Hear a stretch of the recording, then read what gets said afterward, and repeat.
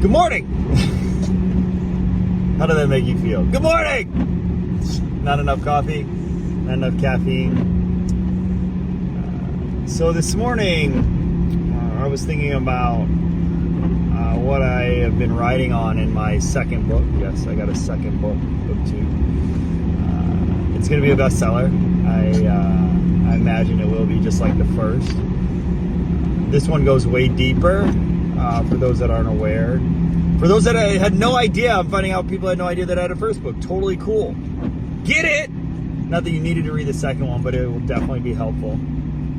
But that's not why I came here to self-promote. I actually came on here to talk about something I've been writing about, and I literally spent a good portion of 2 days ago writing on this subject matter, because it's something that I've learned a lot about myself, helped others through, and just grown through. And it's emotional filters. If you've never heard the term, basically based off our experiences, our childhood, whether it be trauma or the way our parents parented, that's a word, and we develop emotional filters. Not to say there's anything innately wrong with any of them, but just to be aware of them and see how they affect your life, your relationships, your conversations, things like that. For example, say you have, and you don't know this yet, you can Google emotional filters, there's tons of them.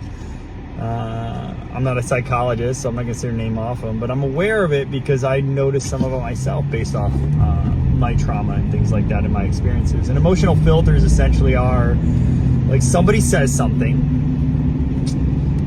and instead of just being present and hearing their words objectively, we develop emotions around their words. So, for example, you could be next to a friend, a colleague, whatever it might be, and they're saying, man, I'm having a really bad day, I'm really upset, something along those lines.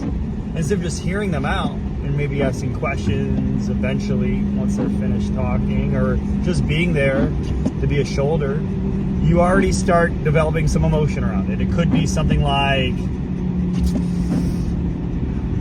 you start thinking, oh, are they mad at me? Are they upset at me? What did I do? Did I do something wrong? That could be an emotional filter that could come from a number of different reasons. It could be, and I explain some of these things in my book and I talk about it a little bit deeper, but I wanted to come on here in case you weren't aware, because I realize people aren't, and it's just good to be aware of these things, because the more we're aware that we're filtering out conversations, the more we can evolve as a human. The reason saying is we could filter and we could hear their words, for example, but perceive them and react to them and have an emotional connection to them, and the conversation can completely change. It can affect our relationship, sometimes, many times, in a negative way. For example, if you feel the need when somebody says, man, I feel really, really bad, really horrible, I'm really upset, I'm having a bad day, and instead of just hearing them and being there for them, you want to one-up them. Like, oh yeah, well, guess what my husband did? You'll never believe. Again, nothing necessarily wrong with that, but you just hijacked their emotions, their conversation, what they were trying to openly share because they felt comfortable with you. You just hijacked it, it made it about yourself. And that one right there is something that I've worked on. So a little vulnerability here. That's one that I've had to work on over the period of time. And there's a number of other ones. Say somebody is, let's see if I can come up with one more. Man, I'm really upset, I'm having a really bad day. And then the other person says something like, oh, your day isn't that bad. You have a great life. It's been a good day. Like, you minimize their feelings.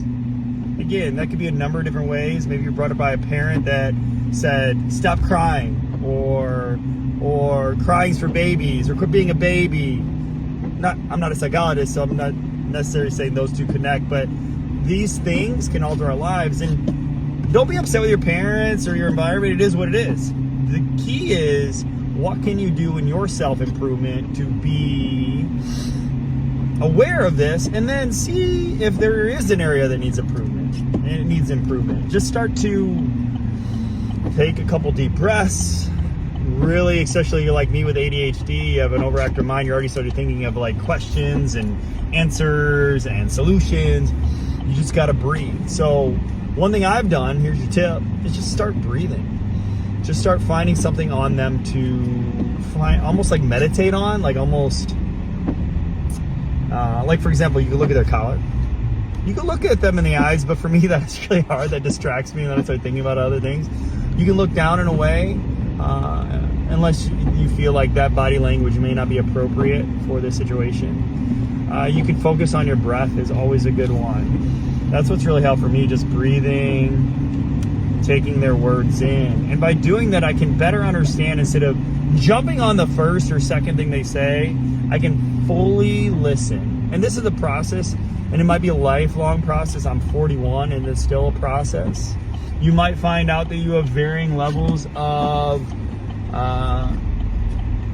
emotional filters, and that's pretty common. This is common. We all have them. And I can't say get rid of them all. I'm saying just be aware of them, understand them, and see if we could have better, more present, more in-depth conversations with the people we care about, or other people. Like, some of these emotional filters could actually ruin relationships or hurt relationships even. And maybe these are conversations you start having with people you care about. Anyways, I'm looking at the clock, it's almost 7 minutes long, and I don't like keeping it longer than that. I'm enjoying these, and I'm hoping to bring some value. But if you want more on that, you're gonna have to wait for me. But you can also look it up. You'll see my perspective, my experience with it. But I want to bring up that topic in case many of you on here were not aware of it.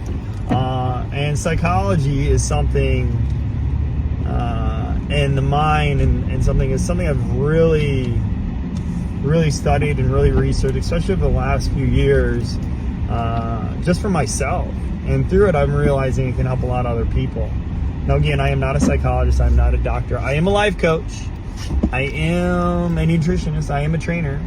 I am a great father. And depending on whether you ask my wife or me, I feel I'm a pretty great husband. But again, we all fall short. None of us are perfect. But I provide any of this, the tips, the books, the things that I do. If any of it can help anybody be a little bit better, be a little bit more caring, and be a little bit more loving human, then why not? I feel that's what we are on this planet to do, to serve, to give, to share, to love, and things like that. So anyways, it's Friday. Hope this sets you off in I'm going to say this. I imagine for some of you out there listening to this is going to really set you up for success, to have an amazing weekend with the people you care about. Peace. Love you.